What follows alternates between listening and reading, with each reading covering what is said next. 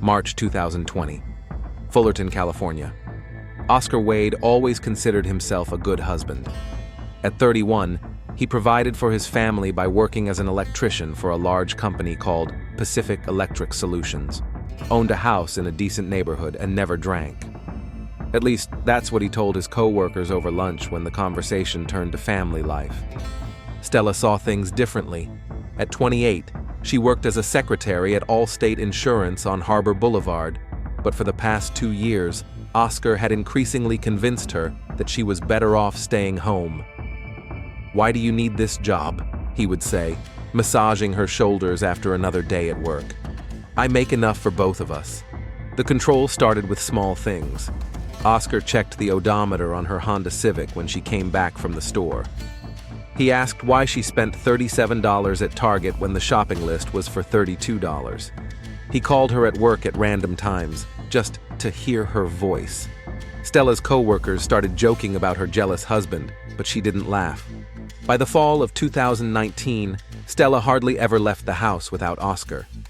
He insisted that she quit her job, temporarily, until they figured out the child support situation. Her friends gradually disappeared from her life. Oscar found ways to ruin every meeting. Either he would get sick and ask her to stay with him, or he would plan something important for the two of them at the same time. "You do understand that they don't understand you the way I do, right?" he would say when Stella canceled another meeting with a friend. "They're jealous of what we have." The physical abuse began in January 2020. At first, it was an accidental shake during an argument about money. Then, it was a push against the wall when Stella answered his questions incorrectly. Oscar always apologized afterward, bought flowers, cooked dinner. "I love you so much that I'm going crazy," he whispered as he hugged her. Stella began planning her escape in February. She secretly saved money, hiding cash in an old cookbook. She contacted a domestic violence help center through a library computer. The counselor explained to her how to safely leave the house and where to go for help. But Oscar sensed the change. On March 15, 2020, he came home earlier than usual and found Stella packing her things. A bag stood on the bed, neatly folded clothes lay nearby. She was holding the very same recipe book with the money in it.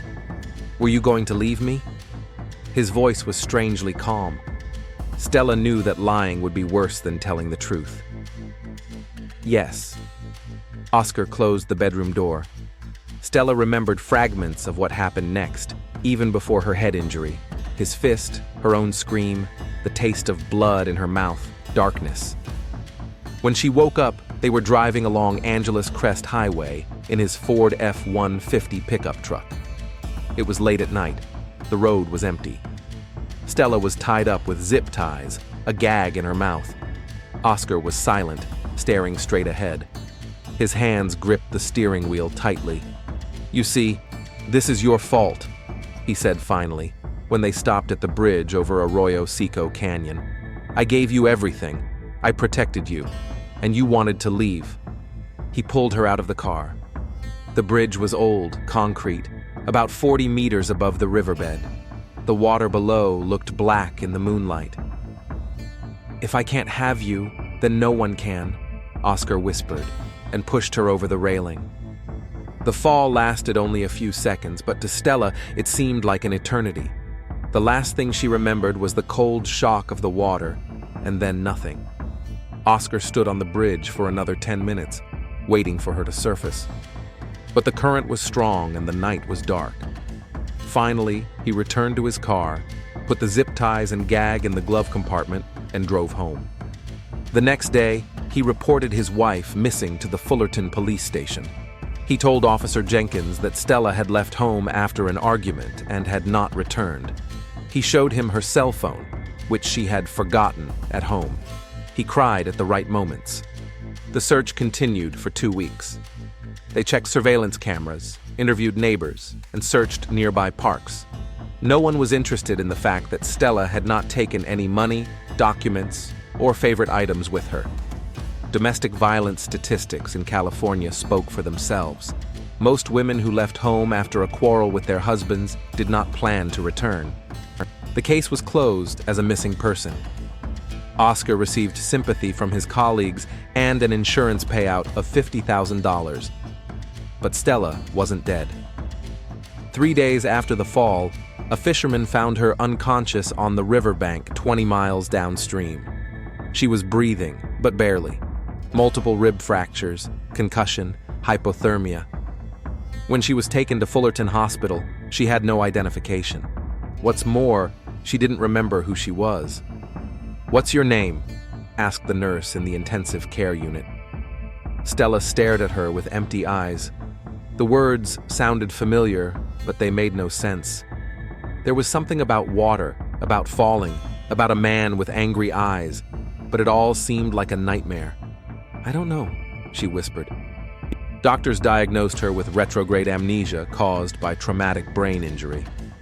The patient remembered basic skills, how to talk, read, walk, but she couldn't remember anything about her identity, her family, her past. There were old bruises on her body, suggesting possible domestic abuse, but without her memories, it remained only a guess. Orange County Social Services gave her a temporary name, Anna Doe, and began the process of obtaining new documents. The case of the nameless victim found on the riverbank did not attract media attention.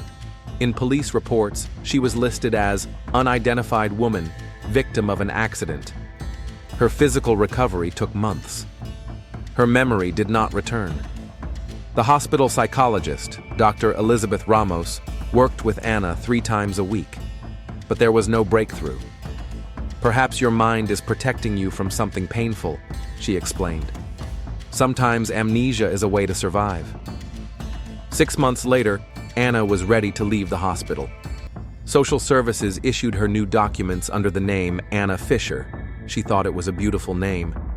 They helped her find a small apartment in the Brearley area, not far from Fullerton, and a job as an administrator at a medical clinic. Anna began a new life, unaware that just a few miles away, Oscar Wade continued to live, considering himself a successful killer.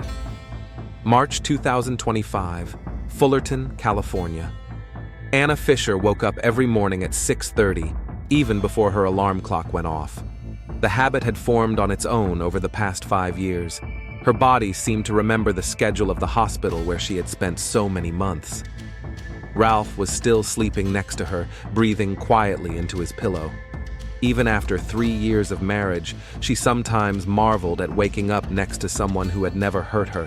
Their house on Wilshire Avenue was modest, a 2-story built in the 70s, with a small garden that Anna diligently tended. She didn't remember if she had loved flowers in her past life, but now she found peace in working with the earth. The roses she had planted last year were already beginning to bloom. "Good morning, beautiful," Ralph murmured, opening his eyes and smiling at her. At 37, he had retained his youthful attractiveness, although the gray hairs at his temples betrayed his age. They had met 2.5 years ago at the car dealership where he worked as a sales manager. Anna had come to buy a used car to replace her old Honda, which had finally broken down. "I don't want anything expensive," she said at the time, nervously fiddling with the strap of her purse. "Something reliable to get to work." Ralph spent 2 hours with her, patiently explaining the features of different models without trying to sell her the most expensive car on the lot. When the deal was done, he asked if she wanted to get a coffee. Anna wanted to say no, that's how she'd responded to all men in recent years, but something in his eyes made her agree. "You're afraid of me," he said, over coffee in a small cafe next to the dealership. It was a statement, not a question. "I'm not afraid," Anna lied. "It's okay. Everyone has a past. I have my demons, too." He told her about his divorce 2 years ago, how his wife had left him for his best friend, taking half of their savings with her, about the months of depression when he could barely bring himself to get out of bed in the morning. Anna listened, and for the first time in a long time, felt that someone understood her pain, even without knowing its source. Their relationship developed slowly. Ralph didn't rush things or ask too many questions about her past. When Anna told him about her memory loss, he just nodded. So we're both starting over, he said. They got married a year after they met in a small ceremony at the Fullerton City Hall. Ralph's colleagues from the car dealership and Anna's friend from work, Dr. Susan Lim, were witnesses. Anna didn't have any family to invite, but that didn't seem important. What was important was that, for the first time in her memory, she felt safe. Now, as she prepared breakfast in their shared kitchen, Anna reflected on how her life had changed. Working at Dr. Lim's clinic was satisfying. She helped patients, scheduled appointments, and kept medical records. Her colleagues appreciated her attentiveness and patience. Ralph supported her in everything, never criticizing her or controlling her every move. But sometimes, in quiet moments like this, Anna felt a strange emptiness. Not sadness, but emptiness, as if part of her soul was locked in a room and the key had been lost. Dr. Ramos at the hospital had warned her that this was possible. "Your brain may recover some memories over time," she said, "but it's also possible that they will remain blocked forever, especially if they are related to trauma." Anna had learned to live with this uncertainty. She had a good life now. Why risk trying to remember something that could be painful? The only thing that bothered her were her strange reactions to certain things. She couldn't be in enclosed spaces with men she didn't know well. The sound of slamming doors made her flinch. And then there were the dreams, not memories, but sensations. Cold water, darkness, the feeling of falling. She would wake up with her heart racing, but the details would slip away as soon as she was fully conscious. "Nightmares again?"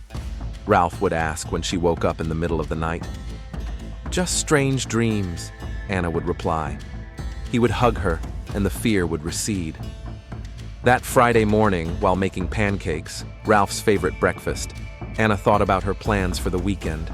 They were going to Malibu, walk on the beach, have dinner at that little restaurant overlooking the ocean. Simple pleasures that meant so much to her. "Something smells delicious," Ralph said, coming down to the kitchen already dressed in his work clothes. He hugged her from behind and kissed her neck. "You've spoiled me, you know? Now I can't eat cereal for breakfast like a bachelor. You say that every morning." Anna laughed, but her heart was filled with warmth. These little rituals made her day brighter. At breakfast, Ralph talked about work. The car dealership was doing well. People had started buying more after the economic hardship of the pandemic. He was thinking about a promotion, possibly moving into a deputy director position. "What do you think about children?" he asked suddenly, and Anna choked on her coffee. They had talked about it before, but cautiously, as a distant possibility. Anna wanted children. At least, she thought she did. But something inside her resisted. A fear she couldn't explain. "I think so," she said slowly. "But let's not rush into it. We have time." Ralph smiled. "Of course. I just sometimes imagine our little one playing in the garden. Boy or girl, it doesn't matter." After he left for work, Anna tidied up the house and got ready for her own workday. Dr. Lim's clinic was a 10-minute drive away, in a medical center on Harbor Boulevard. Anna had been working there for 4 years and knew most of the regular patients by name. The day passed as usual, scheduling appointments, working on paperwork, helping patients. Dr. Lim was a demanding but fair boss. During their lunch break, they sometimes talked about life. "You look happy," Dr. Lim said as they drank tea in her office. "Marriage suits you." "Ralph is a good man," Anna replied. "I never thought I could trust someone so much." "What about your memories? Are any of them coming back?" Anna shook her head. "Sometimes it feels like something is on the edge of my consciousness, but when I try to focus on it, it disappears. Maybe it's better that way." After work, Anna went to Bray Mall to buy groceries. She usually went to the supermarket near her house, but today she wanted to buy something special for dinner.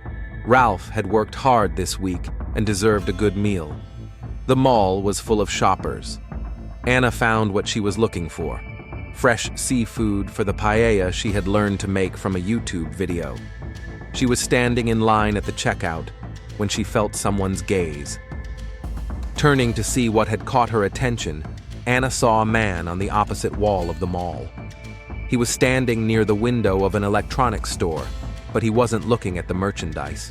He was looking at her. Something about his face seemed familiar, but not pleasantly so. It was like trying to remember a forgotten nightmare. The man was of medium height, strongly built, with dark hair and piercing eyes. He was wearing a uniform of some kind, a blue shirt with a logo. Their eyes met, and the man froze. His face turned pale, as if he had seen a ghost. Anna felt her heart beat faster, though she didn't understand why. Something in his expression, shock mixed with rage, made her instinctively step back. "Next," called the cashier. But Anna didn't move. She couldn't take her eyes off the stranger. The man began to approach, making his way through the crowd of shoppers. His movements were purposeful, almost predatory. Anna felt a growing panic that she couldn't explain. "Ma'am? Are you okay?" The cashier looked at her with concern. Anna turned abruptly toward the cash register, hurriedly paid for her purchases, and almost ran to the exit. She didn't look back, but she felt him following her. Her ears were ringing, her breathing quickened. It was a panic attack. She had experienced them in the first few months after leaving the hospital, but she thought they were a thing of the past. When she reached her car, Anna locked herself inside and sat for a while, trying to calm down. When she finally decided to look back, the man was nowhere to be seen. "What's wrong with me?" she whispered, starting the engine with trembling hands. All the way home, Anna couldn't get that man out of her head. Something about him aroused a deep fear that she couldn't rationally explain. Maybe he just reminded her of someone from her forgotten past? Or was it a chance encounter, and her reaction the result of overwork? At home, she tried to focus on making dinner, but her hands were shaking. When Ralph came home from work, he immediately noticed her state. "What's wrong? You look upset." Anna hesitated about whether to tell him.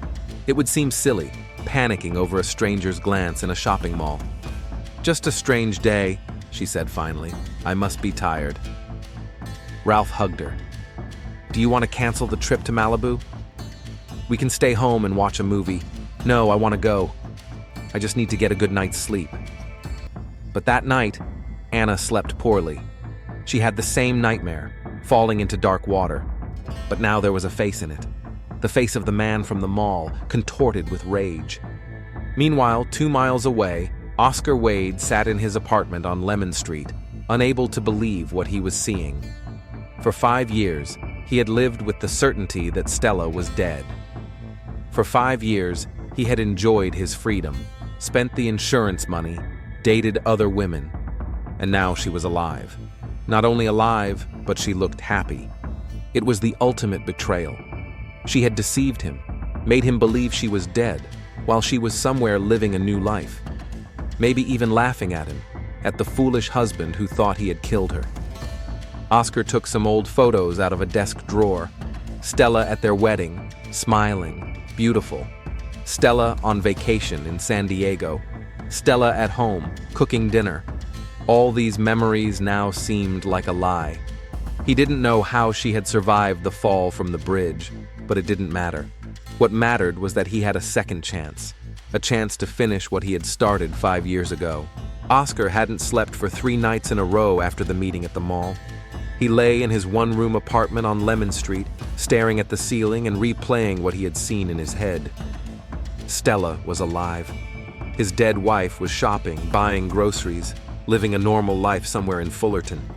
On Monday morning, he took a day off from work, citing food poisoning. The manager at Pacific Electric Solutions didn't ask any questions. Oscar was rarely sick and was a reliable employee. In the 5 years since Stella's death, he had become a model worker, always arriving on time and working overtime when necessary. His colleagues considered him a bit withdrawn, but attributed it to his grief. If only they had known the truth. Oscar had been sitting in his pickup truck in the Brea Mall parking lot since 7 in the morning, waiting.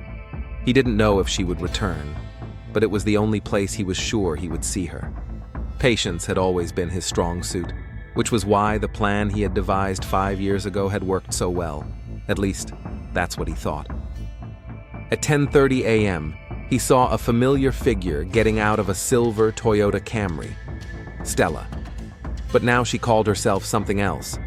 He had seen her show her credit card at the register last time. The name started with an A. He followed her at a distance, watching her buy coffee at Starbucks, go into Target for household chemicals, and pick out cards at Hallmark. The ordinary life of an ordinary housewife. But to Oscar, her every move was proof of betrayal. "How dare you?" he whispered, gripping the steering wheel. "How dare you cheat on me?" 5 years ago, he committed murder for her. Yes, for her. To free her from the pain of an existence that was hopeless anyway. Stella had always been weak, unable to appreciate what he gave her. He provided for her, protected her, loved her so much that he was willing to die for her. And she wanted to leave. Death was an act of mercy. A quick death instead of the slow self-destruction that awaited her in a world where no one cared for her as he did. But now, it turned out that she had not only survived, but had built a new life. Without him. Perhaps without even thinking about him. It was worse than betrayal. It was a denial of everything that had been between them. When Stella finished shopping and headed for her car, Oscar started the engine. He had to find out where she lived. Following her turned out to be easier than he expected. Stella drove calmly, not checking her mirrors, unaware of the danger. She turned onto Wilshire Avenue and stopped at a 2-story house with a white fence and a well-kept garden. Oscar parked across the street, behind a plumber's truck, and watched. Stella entered the house through the front door, like a lady of the house. So she lives here. But with whom? The answer came half an hour later, when another car pulled up to the house, a dark blue Honda Accord. A man in his late 30s, wearing a business suit and with a friendly face, got out. He kissed Stella on the doorstep, and they disappeared into the house together. "So you have a new husband," Oscar muttered. Waves of rage rose within him. Not only had she survived, not only had she hidden from him, she had found a replacement. Another man who touched what belonged only to him.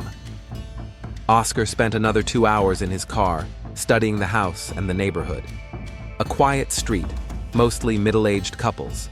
The house across the street was vacant. A for sale sign had been on the lawn for several months. An elderly woman lived on the right, who often looked out the window, a potential problem.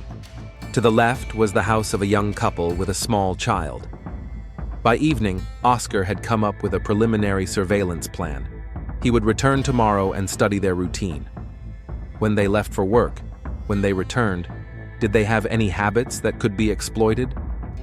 The next day, he took another day off, and the day after that. By Thursday, his manager started asking questions, but Oscar said he had family problems and got a week of unpaid leave. Family problems. In a sense, it was true. During a week of observation, Oscar studied their lives down to the smallest detail. Stella worked at a medical clinic on Harbor Boulevard, leaving every morning at 8:15 and returning around 6:30 in the evening. Her new husband, Ralph, as he learned from overhearing a conversation in the yard, worked at a car dealership near the train station. He left at 8 o'clock and returned at 7 o'clock. On weekends, they walked in the park, went shopping, and sometimes drove to the ocean. They behaved like a typical happy couple. They laughed, held hands, and kissed. Each moment stabbed Oscar like a knife. This should have been his life, his home, his wife, his happiness. Stella had stolen 5 years from him that he could have spent with her. Instead, he lived alone, blaming himself for losing her, while she had fun with another man. By the end of the week, Oscar knew that his neighbor on the right, Mrs. Carol Werner, was indeed a problem. A 67-year-old widow, she lived alone with 2 cats and spent too much time watching the street from her living room window. On Thursday, she even came out of her house when he was parking and stared in his direction for a while. Oscar learned to avoid her attention by changing parking spots and observation times. But he felt that time was working against him. Sooner or later, Someone would notice a man who appeared in the neighborhood too often for no apparent reason. On Friday evening, sitting in his apartment with his laptop, Oscar opened the encrypted document he had been working on all week. The file was called Final Project and contained detailed notes on Stella's schedule, a map of the area, a timeline, and a step-by-step plan of action. Every day, seeing her happiness, he became more and more convinced that he had to finish what he had started 5 years ago. This time, everything would be different. No impulsive actions, no mistakes. He would study every detail, find the perfect moment, and make sure she really died. Oscar opened a new document and began typing, not a letter, but notes to himself, an explanation of how he felt and why he had to do this. She betrayed me. She made me think she was dead while she was living a new life. For 5 years, I was tormented by guilt while she laughed with another man. It's not fair. It's not right. I gave her everything: love, protection, a home, and she chose to run away. She chose betrayal. Death was supposed to set us both free. I thought it had, but she deceived me again. Now I have to correct my mistake, finish what I started, not out of hatred, out of love, because if I can't have her, then no one can. Oscar saved the file in an encrypted folder and closed his laptop.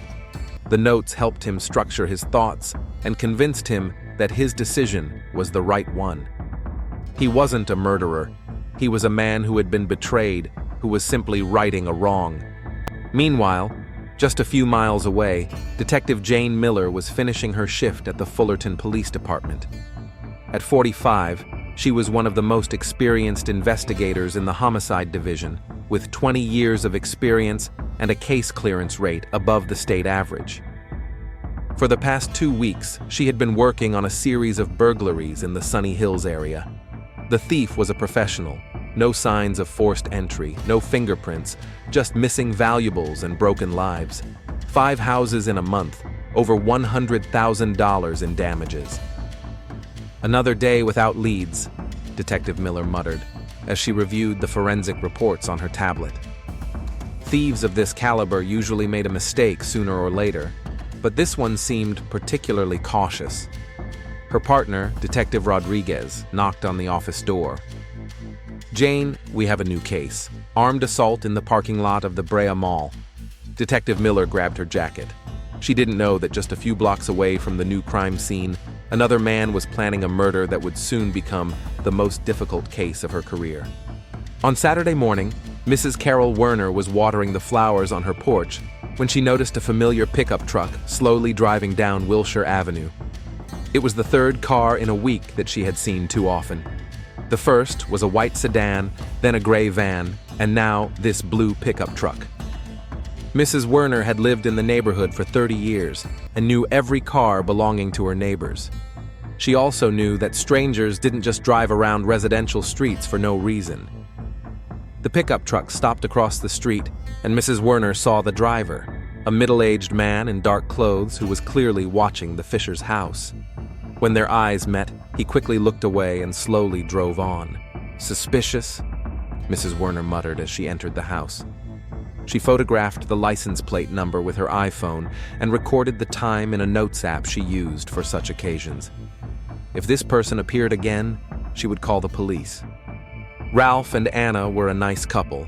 They always greeted people, helped their neighbors, and kept their house tidy. Mrs. Werner didn't want anyone to hurt them. Oscar didn't know he was being watched. He was too focused on studying the house and making plans. On Saturday evening, he finally drew up a final plan in his digital notes. The best time to act was Wednesday evening. According to his observations, Ralph stayed late at work every Wednesday until 8 p.m. for some weekly meetings. Stella came home at the usual time and was alone for almost 2 hours. Breaking into the house would not be difficult. Oscar worked as an electrician and knew how to disable the alarm system. He had the tools, the knowledge, and most importantly, the motivation. But simply killing her wasn't enough. First, she had to recognize him. She had to understand that he had found her, that all these years of deception were over. She had to remember who he was and what she had done. Oscar opened a folder of old photos on his phone. Their wedding photos, honeymoon photos, family portraits. He would show them to her on the screen, make her remember their life together before ending it. On Wednesday, it will all be over, he whispered, looking at the photo of a smiling Stella on the screen. This time you won't get away. He began his preparations. He studied the layout of the house using Google Street View and real estate websites. He bought zip ties and duct tape from different stores so as not to attract attention. He checked his tools and updated his step-by-step plan in an encrypted file. On Sunday evening, Mrs. Werner saw the suspicious pickup truck again. This time, the driver sat in the car for almost an hour, clearly watching the Fisher's house. When Ralph and Anna returned from their walk, the pickup truck immediately drove away. Mrs. Werner decided she couldn't wait any longer. On Monday morning, she called the police station and reported suspicious activity in the area. A man in a blue pickup truck has been watching my neighbor's house for several days, she told the officer on duty. It could be preparation for a robbery. The officer took down her report and the vehicle's license plate number, but explained that a single sighting was not enough to warrant any action. We will increase patrols in your neighborhood, he promised. If you see this man again, call us immediately. Mrs. Werner hung up feeling unsatisfied, but at least she had done what she could. Now all she could do was wait and watch. Oscar didn't know about the call to the police, but his instincts told him to be more careful. On Monday and Tuesday, he limited himself to driving past the house once, just to make sure the routine hadn't changed. Everything remained the same. Stella left for work in the morning and returned in the evening. Ralph followed his usual schedule. On Wednesday, he was supposed to have a meeting that would last until 8. On Tuesday evening, Oscar made his final preparatory trip. He drove the route he would take tomorrow, timed it, and chose a place to park. Everything was ready. Before going to bed, he opened his laptop and added the last entry to his encrypted diary. Tomorrow, it will all be over. Stella will finally understand the price of betrayal. I will show her our photos, remind her of what we had, and then I will free her from the pain of the life she stole from both of us. It will be an act of love, a final gift from the husband she abandoned. Tomorrow, on Wednesday evening, the story of Stella Lled will finally end, for real this time. Wednesday, March 18th, 2025, 6:45 p.m. Oscar Lled sat in his pickup truck at a construction site 2 blocks from Wilshire Avenue, watching the screen of his phone. The tracking app showed that Ralph was still at the car dealership. Wednesday meetings always ran late, until 8 p.m. Stella should be home alone. He checked the contents of his backpack one last time. Screwdrivers, wire cutters, zip ties, duct tape, gloves. The phone with the old photos was in his jacket pocket. Everything was ready. Oscar got out of the car and walked to the Fisher's house. It was a warm evening for March and the streets were deserted. Most people were having dinner or watching TV. It was the perfect time for what he had planned. Approaching the house from the back, Oscar stopped at the fence and listened. Sounds came from the kitchen windows. Someone was cooking dinner with the music on. Stella was home just as he had expected. The gate to the backyard was unlocked, a typical oversight of residents in safe neighborhoods. Oscar walked silently to the back door of the house. The alarm system was an old model, one he had worked with dozens of times as an electrician. It took less than a minute to disable it without setting off the alarm.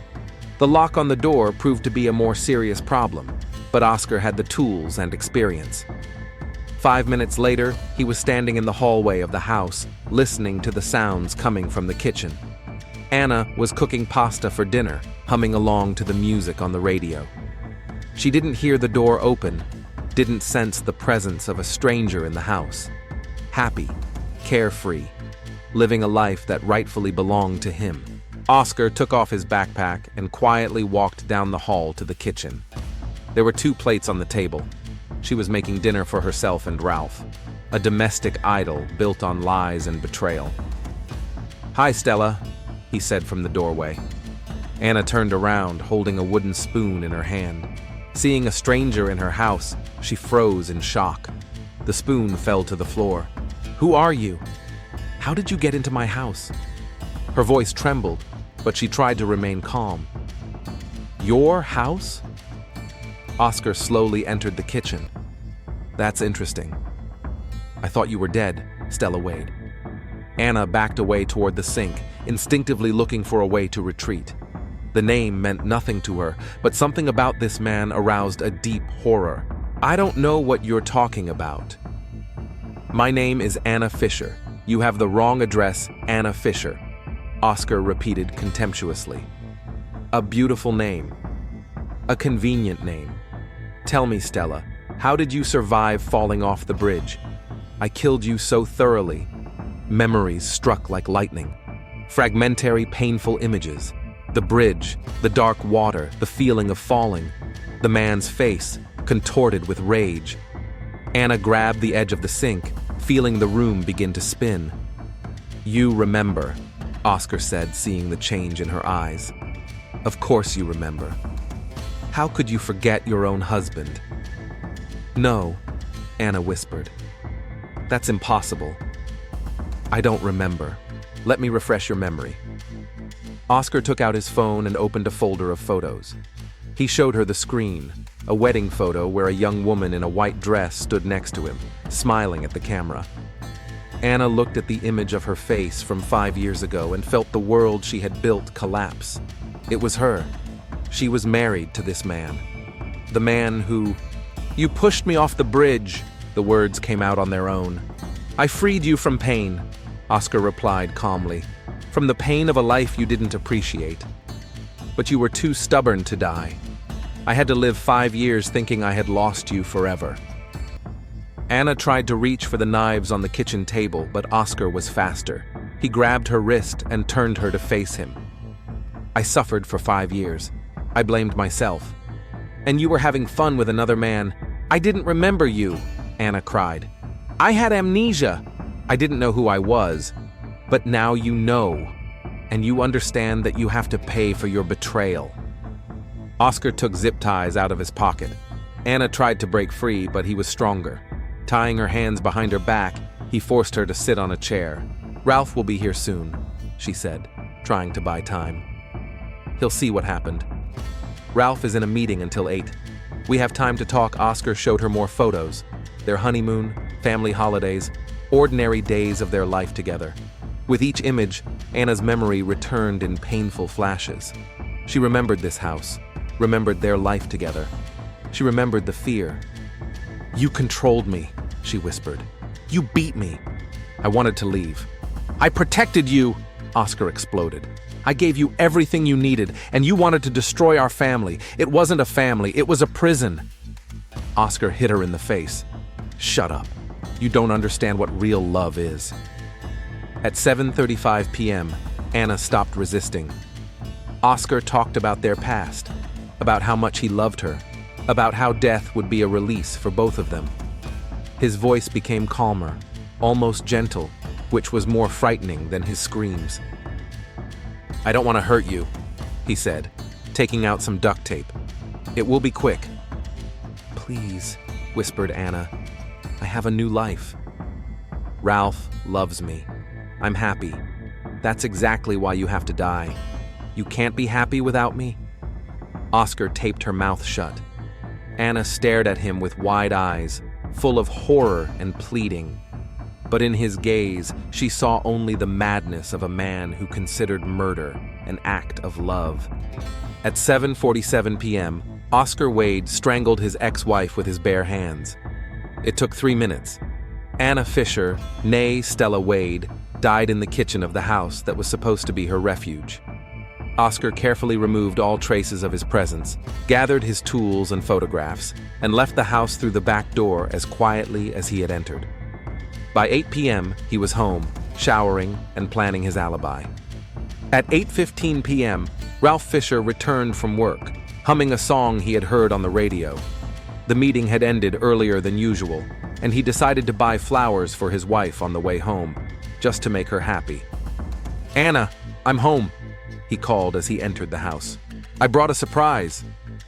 There was no answer. The radio was still playing in the kitchen, and uncooked pasta was cooling on the stove. Ralph thought his wife might be in the bathroom or in the garden. "Anna?" He found her in the kitchen, tied to a chair, her mouth taped shut. Her eyes were closed, her head thrown back. At first, Ralph thought it was some kind of joke, a prank, but when he touched her face, her skin was cold. "No, no, no," he repeated, trying to find her pulse, removing the tape from her mouth. "Anna, wake up. Please wake up." At 8:23 p.m., Ralph Fisher called emergency services. 911. "What service do you need?" "Police and an ambulance. My wife, I think she's dead. Someone killed my wife." The first police officers arrived 7 minutes later. Officers Jensen and Marino cordoned off the house and called for detectives. Ralph was taken to a neighbor's house for questioning and psychological first aid. At 9:15 p.m., Detective Jane Miller arrived at the scene. She had just finished working on a case involving an assault at a shopping mall when she received the call about the murder on Wilshire Avenue. "What do we have?" she asked Officer Jensen as she put on her gloves. "A woman in her early 30s, strangled in her own kitchen.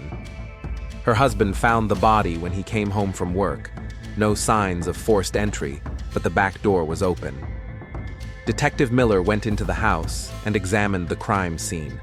The victim was tied to a chair with zip ties, her mouth taped shut. There were almost no signs of a struggle in the house, indicating that the killer had acted quickly and decisively. "Robbery?" she asked the forensic scientist. "It doesn't look like it." "The money and valuables are still here. It looks like a targeted murder." Detective Miller photographed the crime scene and went out to Ralph, who was sitting in the neighbor's car, shaking from shock. "Mr. Fisher, I'm Detective Miller. I'm sorry for your loss. I need to ask you a few questions." Ralph nodded without looking up. "Who could have done this?" "Anna never hurt anyone. Everyone loved her." "Tell me about your wife. Did she have any enemies? Problems at work? Maybe an ex-husband?" "Anna had no past," Ralph said. "I mean, she didn't remember it. Amnesia after an accident 5 years ago. We met 2 years after she recovered." Detective Miller recorded this information. The case of the murder of a woman with no past promised to be difficult. "Mrs. Werner wants to talk to you," Officer Marino said, approaching the car. "The neighbor on the right. She says she saw a suspicious man." Mrs. Carol Werner was waiting on her porch with 2 cats on her lap. Despite the late hour and the shocking events, she appeared composed and ready to assist the investigation. "Detective, I called the police last week," she began. "A man in a blue pickup truck had been watching the Fisher's house for several days. I have a photo of the license plate." Detective Miller took Mrs. Werner's phone and wrote down the license plate number. "Describe this man." "Average height, stocky build, dark hair, around 35 years old. He was clearly watching their house, especially when Ralph was at work." "When did you last see him?" "Last night. He sat in his car for almost an hour." This was the first serious lead. Detective Miller passed the number on to the vehicle tracing service and asked them to check the owner. At 10:30 p.m., the response came back. The blue Ford F-150 pickup truck belonged to Oscar Wade, 36, an electrician with Pacific Electric Solutions. Address: Lemon Street, Fullerton. "Run him through the database," Detective Miller ordered, "and get the arrest team ready." By midnight, it was clear they had a serious suspect. 5 years ago, Oscar Wade had filed a missing person report for his wife, Stella Wade. The description of the missing woman matched that of the victim. "Anna Fisher and Stella Wade are the same woman," Detective Miller told her partner. The husband thought he had killed her 5 years ago, and now he had finished what he started. Thursday, March 19th, 2025, 6 a.m. Detective Jane Miller had not slept all night.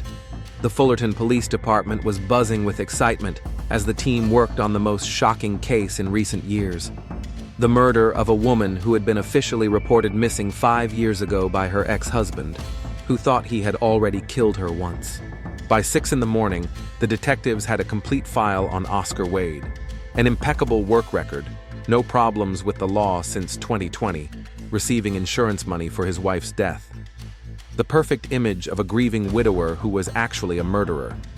"Medical records confirm it," Detective Rodriguez said, entering the office with a folder of documents. Anna Fisher was admitted to Fullerton Hospital in March 2020 with severe head injuries and amnesia. DNA samples taken at the time match Stella Wade's DNA from dental records. Detective Miller studied the timeline of events on the board. March 2020, Stella's disappearance and her accidental rescue. Social services issued her new documents as a victim of amnesia. A new life, a new name, a new family. And now, death at the hands of the man who was supposed to protect her. "Where is Lled now?" she asked. The surveillance team confirms that he is at home. He seems to be sleeping peacefully. He may not even suspect that we have identified him. At 7:30 a.m., the arrest team was ready for action. Detective Miller personally wanted to participate in the arrest. Cases like this didn't happen every day. Oscar's apartment on Lemon Street looked normal. It was a modest, single-story complex built in the 1980s, with small courtyards and old cars in the parking lot. A blue Ford F-150 pickup truck was parked in its spot. "Fullerton Police! Open the door." Detective Miller heard movement inside the apartment, then silence. A minute later, the door slowly opened. Oscar Lled looked surprisingly calm for a man being arrested for murder. He was dressed in his home clothes, his hair tousled from sleep, but there was no panic or fear in his eyes, only fatigue. "Oscar Lled, you are under arrest on suspicion of the murder of Anna Fisher," Detective Miller said, showing her badge. "You have the right to remain silent." "Anna Fisher?" Oscar repeated with a bitter smile. "You mean Stella Wade?" "My wife." He did not resist when the officers handcuffed him. He even seemed relieved that it was finally over. The search of the apartment provided investigators with all the evidence they needed. A laptop with encrypted files containing detailed records of surveillance of the Fisher family, photos of Stella on his phone, tools used to break into the house, and most importantly, a detailed diary describing the murder plans and motives. At the police station, Oscar was placed in an interrogation room. Detective Miller sat down opposite him, turned on the recording, and placed the crime scene photos on the table. "Mr. Wade, would you like to tell us what happened last night?" Oscar was silent for a long time, looking at the photos. Finally, he looked up at the detective. "I finished what I started 5 years ago. You killed your ex-wife." "I freed her from her pain," Oscar said. "Stella couldn't live without me, even when she thought she could." Detective Miller opened a file with printouts from his laptop. "In your notes, you refer to the murder as an act of love. Explain that." "You don't understand." Oscar leaned back in his chair. "I loved her more than life itself. I gave her everything. But she wanted to leave, to destroy our family. 5 years ago, I thought it would be better for her to die than to suffer in a world where no one would care for her the way I did. So you pushed her off the bridge. It was an act of mercy, a quick death instead of a slow destruction." Detective Miller studied his face. A complete lack of remorse, a twisted logic that justified murder as an act of care. A classic case of obsessive-compulsive disorder with elements of narcissism. But she survived. For the first time during the interrogation, Oscar's eyes showed emotion, rage. "She deceived me. She made me think she was dead while she was building a new life, with another man. It was the ultimate betrayal. Stella lost her memory after the trauma. She didn't remember you. It doesn't matter," Oscar exploded. "She was my wife, my property. No one had the right to touch her." Detective Miller let him calm down. Such outbursts were always useful for the investigation. They revealed the true nature of the criminal. "Tell us about last night." Oscar took a deep breath and began to tell his story. How he had been watching the house for a week, studying the family's routine, planning the perfect moment for the murder. How he had entered the house through the back door, disabling the alarm. How he had found Stella in the kitchen. "I showed her our photos," he said quietly. "I wanted her to remember our love before she died." "And what did she say?" "That I controlled her, beat her, that our marriage was a prison." Oscar shook his head. "She didn't understand. Everything I did was for her own good." Detective Miller wrote down every word. The confession was complete and detailed. Oscar not only did not hide his actions, but was proud of them. "Do you understand that you killed an innocent woman?" "I killed my wife," Oscar replied, "twice. And now she is finally free from pain." The interrogation lasted 3 hours. By the end, Detective Miller had a complete picture of the crime and the killer's motives. The case was ironclad. The confession, the physical evidence, the witnesses. Oscar Lled would spend the rest of his life in prison. After the interrogation, Detective Miller met with Ralph Fisher. The widower looked devastated, but he wanted to know the truth about his wife's past. "She really didn't remember anything," said the detective. "The amnesia was real. Anna loved you sincerely. And that man, was he really her husband? Her ex-husband, and a domestic tyrant who tried to kill her 5 years ago. Anna survived and built a new life. Unfortunately, he found her." Ralph cried, holding the last photo of his wife in his hands. "She deserved better. She deserved to live. She was happy with you," Detective Miller said. "That's important." On Friday morning, the district attorney charged Oscar Lled with first-degree murder with aggravating circumstances. The case of the attempted murder 5 years ago was also considered. Local media covered the story as the second murder case. The public was shocked that a woman who had survived an attempted murder and started a new life was found and killed by the same man 5 years later. Mrs. Carol Werner gave an interview to a news program explaining how important it is to pay attention to suspicious activity in the neighborhood. "If the police had responded to my first call, Anna might still be alive," she said. At the trial, which took place 6 months later, Oscar Lled was found guilty of first-degree murder. The jury did not need lengthy deliberations. The evidence was irrefutable, and the defendant's confession was complete. The judge sentenced him to life imprisonment without the possibility of parole. "This is one of the most brutal crimes I have seen in my career," he said when passing sentence. "The murder of a woman who had already been your victim once demonstrates a complete lack of humanity." Oscar listened to the sentence without emotion. In prison, he continued to insist that he had done the right thing by freeing Stella from a false life. Detective Jane Miller visited Anna Fisher's grave a year after the murder. The headstone was engraved with the words, "Beloved wife and daughter, Stella Anna Lled Fisher. Found love twice." Ralph Fisher moved his wife's remains to the family cemetery and used her real name alongside the one he knew her by. He said she deserved to be remembered in her entirety, both as Stella, who suffered, and as Anna, who was happy. Stella Lled's case reminds us that domestic violence does not end with divorce or even death, Detective Miller wrote in her final report. Some offenders never let go of their victims. The system must do a better job of protecting those who are trying to start a new life. Stella's story became a catalyst for change in domestic violence victim protection programs in Orange County. Now, social services are more careful about concealing the new identities of victims and providing additional security. But for Ralph Fisher, these changes came too late. He lost the woman he loved because of ghosts from a past she didn't even remember. Oscar Lled remains in a maximum security prison in California, serving a life sentence. In an interview he gave 2 years after his sentencing, he still calls Stella's murder an act of love and claims he has no regrets. "She was mine," he told the reporter. "And if I couldn't have her, then no one could." The Stella Lled case is closed, but the questions it raised about the nature of domestic violence, control, and obsession remain relevant.